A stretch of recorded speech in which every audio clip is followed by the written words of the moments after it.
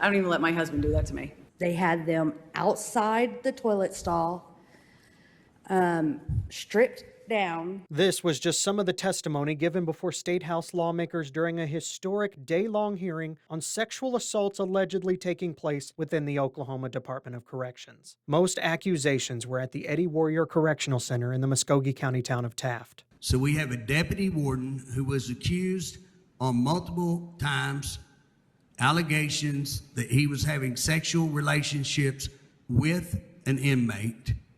Those were ignored. They finally went to his house, discovered items, I think, like panties. At the center of the hearing were 3 former Department of Corrections employees who say they have evidence of sexual assaults happening to inmates. 2 of the whistleblowers say they were victimized as well, and when they reported it, the DOC retaliated against them. Every time I did my job, they would put me under investigation for something. Dr. Whitney Lewis, a psychologist at Eddie Warrior for a few years, testified that inmates told her they were sexually assaulted by guards. Lewis says she too was also assaulted. And she came up, she grabbed my right butt cheeks and then just squeezed it.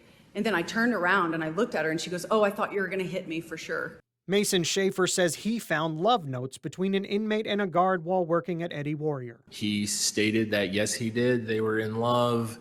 This was all purely consensual, et cetera, so forth. He was waiting for her. Like in that case, both Lewis and Schaefer say when they reported some of these incidents, some of the guards claimed the sex was consensual and were allowed to simply resign. They say no kind of criminal investigation happened, which is illegal based on the Federal Prison Rape Elimination Act, which says inmates cannot give consent to guards. It is considered rape. During testimony, not only did employees say what they saw and experienced while they were inside of prison, but also inside this now closed dark room, they testified that after they left the Department of Corrections, their lives had become a living hell. Schaefer says after he reported the love notes, the DOC tried to get him to work 16-hour days at a facility near Sayre, 4 hours away from his family in Muskogee. You're almost in Texas when you get to this facility. Schaefer says it's against state law for someone in DOC to be forced to work that many hours back-to-back without a day off, and that he was suspended for refusing to do so. Schaefer later resigned. He says when he tried to get a job with the Arkansas Department of Corrections, the Oklahoma DOC gave a bad reference. And now your career in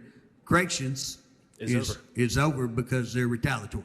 Yes, sir. As for Lewis, she says the DOC made up multiple allegations about poor job performance that led to her firing. After 2 court hearings in which judges decided she should be reinstated, DOC still refused to hire her back. Furthermore, in a now filed appeal, the DOC said, based on Lewis's former position, she doesn't even qualify for whistleblower protections. My kids ask me, like, "Why aren't you going to work?" But so I have to tell them, like, that I stood up for something I believed in, and that this is what happened. House Corrections Committee Chairman Justin Humphrey told me he believes DOC violated Lewis's rights and is upset she's been without a paycheck for months. When you're fighting against a government agency who have people on staff who get a $500 million budget, it's pretty hard to fight that as an individual with no income. In the hearing, Humphrey told the director of the DOC he felt the agency couldn't accept that they were wrong and also had a problem with unreported rapes. If you want to talk about safety of staff and you want to talk about safety of inmates,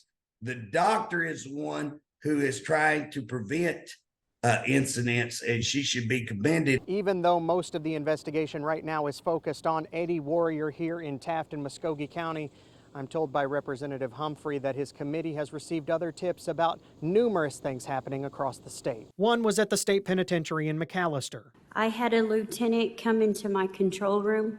He tried to kiss me, and he jumped on top of me and straddled me, and he began to move his pelvis up and down my body. Corrections Officer Sergeant Ashley Tifatiller says she was sexually assaulted on the job by a fellow guard when she reported it and asked for her alleged attacker to be moved to a different shift. She says she was the one pushed out. Do you feel like that was possibly retaliation for you filing the sexual Yes, sir. matter?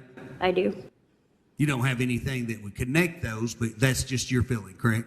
Right.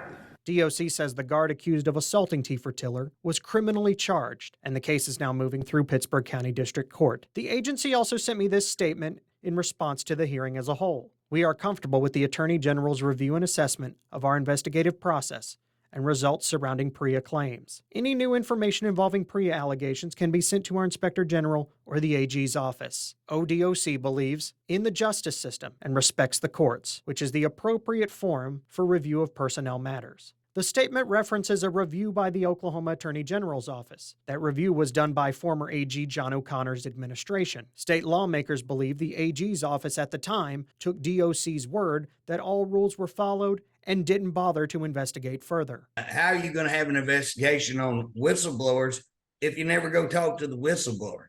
And again, the person making these allegations, if you never go talk to them and say, what witnesses do you have, and those kind of things. Humphrey tells me by just reviewing the final report as is, the AG's office provided cover to the DOC.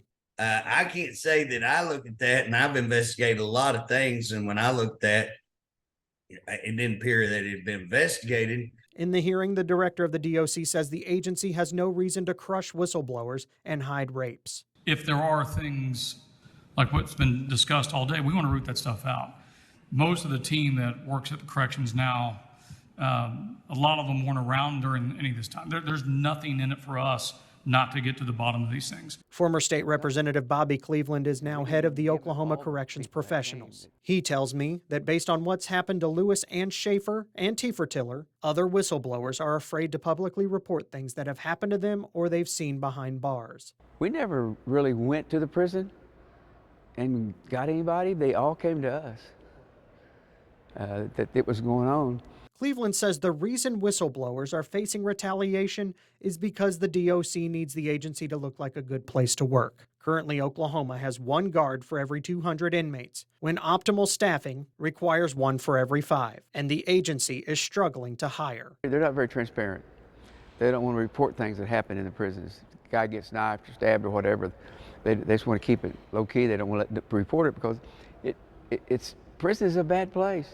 It's a dangerous place to work. As for Humphrey, he says it's clear Oklahoma whistleblower protections are weak, and he says it tragically took a sex scandal involving multiple, if not dozens of women to figure it out. I'm going to try to make sure it's not just a lot of noise and not just a lot of mouth service, but that we put some action behind it. The head of the Oklahoma Department of Corrections has agreed to meet in executive session behind closed doors with state lawmakers soon to hash out personnel matters he says cannot be discussed publicly because of pending litigation. A DOC spokeswoman also told me that we will get more answers as litigation makes its way through the courts. Meanwhile, Humphrey tells me when it comes to filing legislation next winter, be prepared to see a bill addressing all of these issues. Covering news that matters, I'm Rick Marin on Fox 23 News.